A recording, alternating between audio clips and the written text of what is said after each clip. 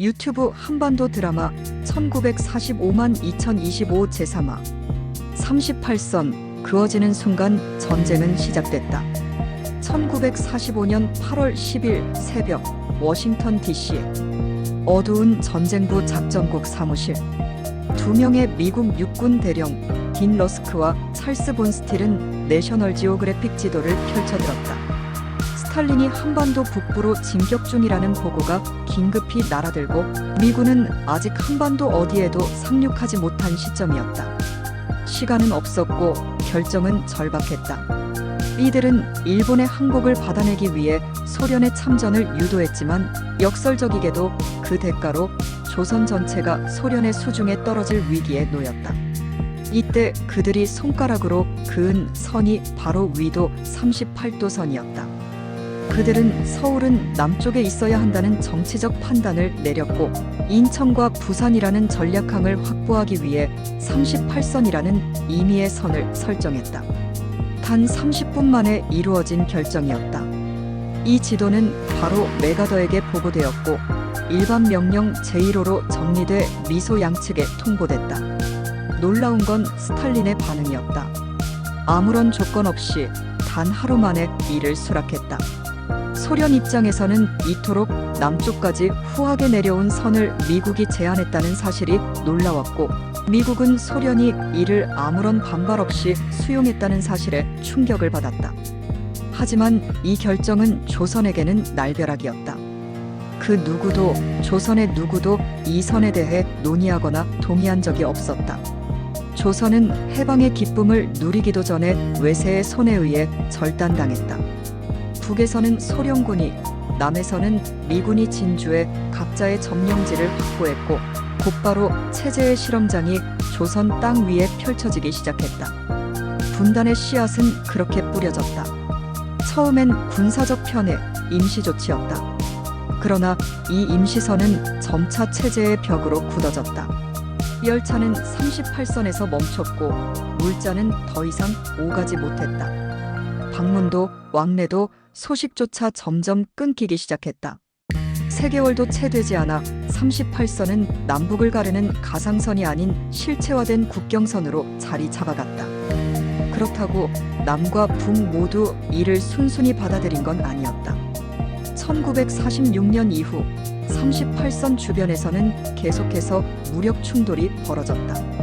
서로 상대방을 간첩이라 몰아붙였고 게릴라를 파견했고 교전이 이어졌다.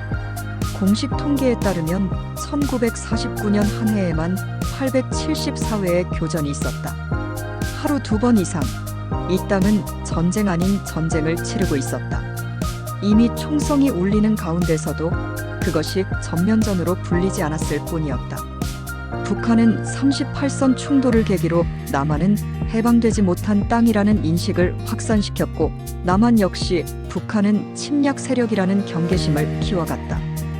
그 사이 양측은 각각의 체제를 굳혀가며 독자적 정권 수립에 몰두했다.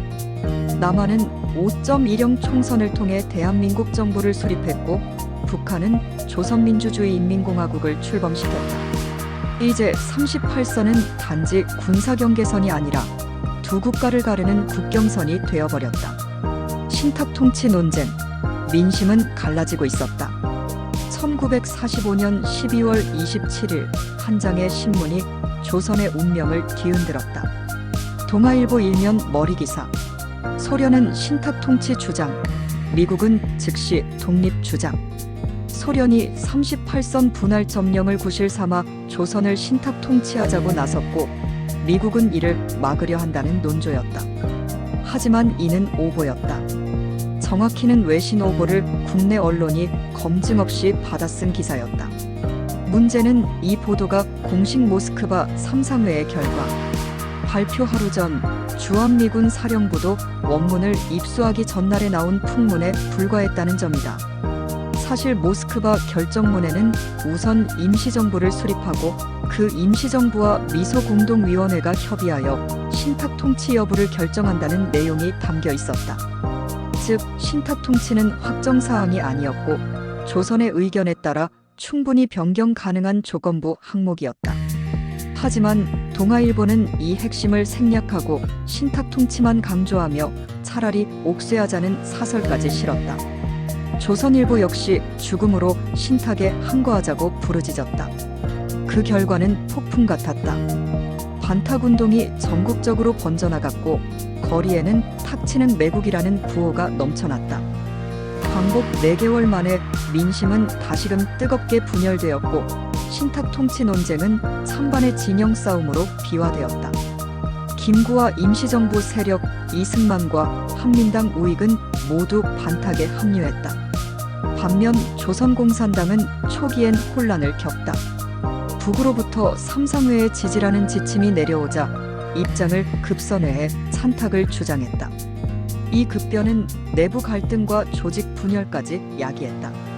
아이러니하게도 신탁 통치를 먼저 제안한 것은 미국이었다.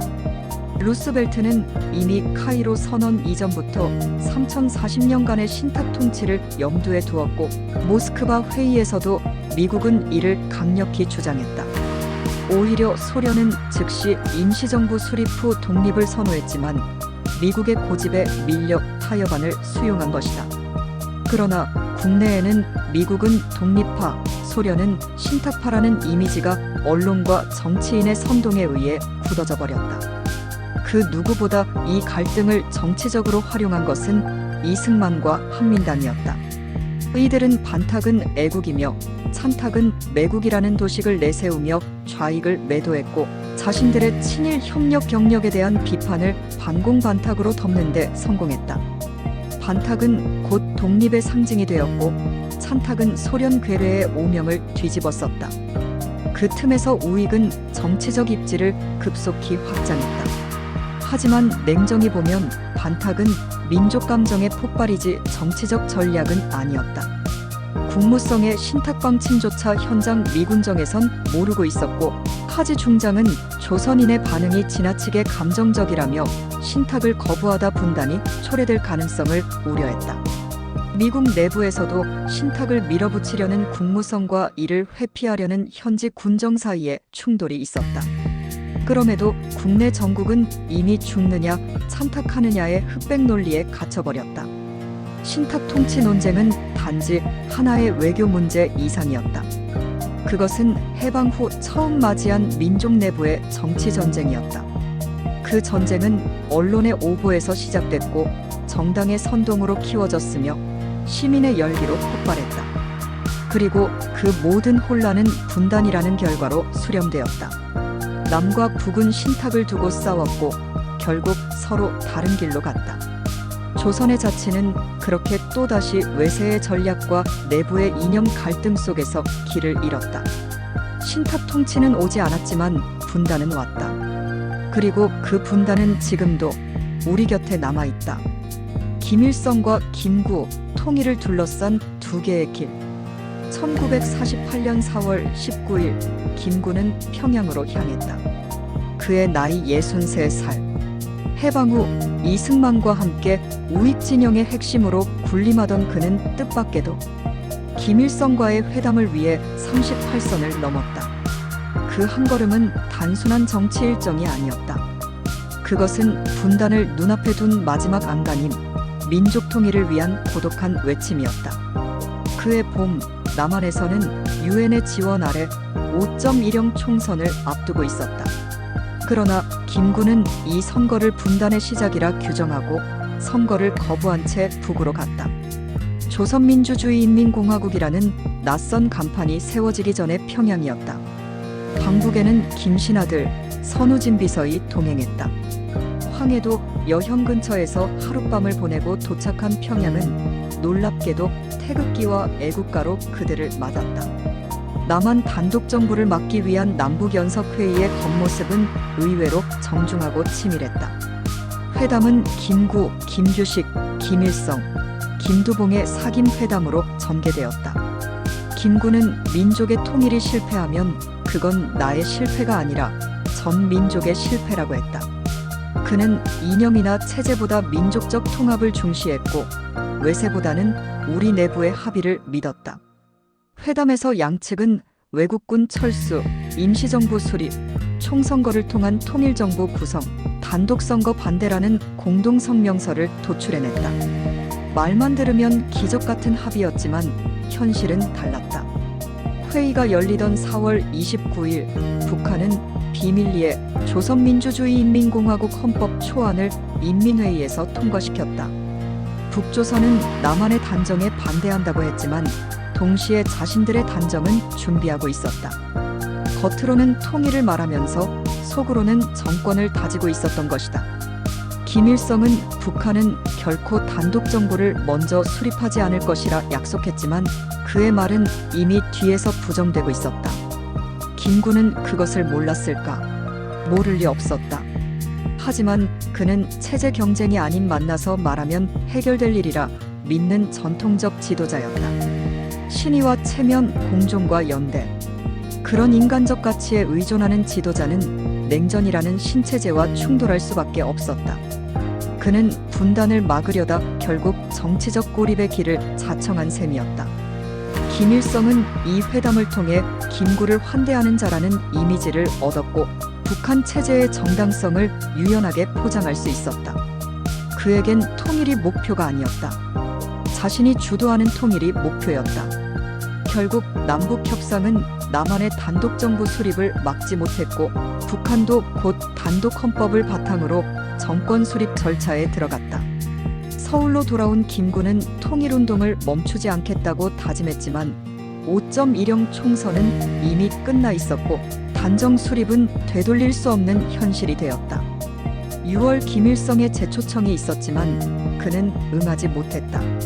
김구의 이상은 현실 앞에서 번번이 부서졌고 그를 둘러싼 정치 공간은 점점 좁아졌다. 이승만 진영은 그를 배신자로 몰았고 한민당 언론은 공산파에 국궁하며 정권욕을 채우려는 자라 비난했다. 이 남북 협상은 결과적으로 아무것도 얻지 못한 채 양쪽 체제 수립의 명분만 강화시켰다는 평가를 받는다. 하지만 그 한가운데에 김구가 있었다는 사실은 우리에게 어떤 울림을 남긴다. 1946년 그는 김일성을 제거하자는 논의에 동의할 만큼 극단적 우익이었으나 1948년엔 그 김일성과 마주 앉아 통일을 논의했다.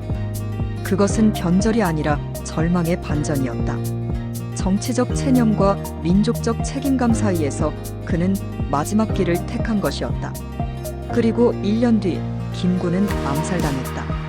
그의 북행을 공산주의에 굴복한 행위로 규정한 자들은 그를 제거해야 했고 안두희라는 손이 실행했다. 한민족의 분단은 그렇게 또 한 사람의 피로 굳어졌다. 김구의 방북은 실패였지만 그 실패 속엔 유일한 용기와 신념이 있었다. 이념이 아니라 사람을 보고 권력이 아니라 통일을 말하던 한 사나이의 걸음. 그것은 오늘날에도 여전히 우리에게 질문을 던진다. 통일은 가능했는가? 아니, 통일을 위해 우리는 무엇을 포기할 수 있는가?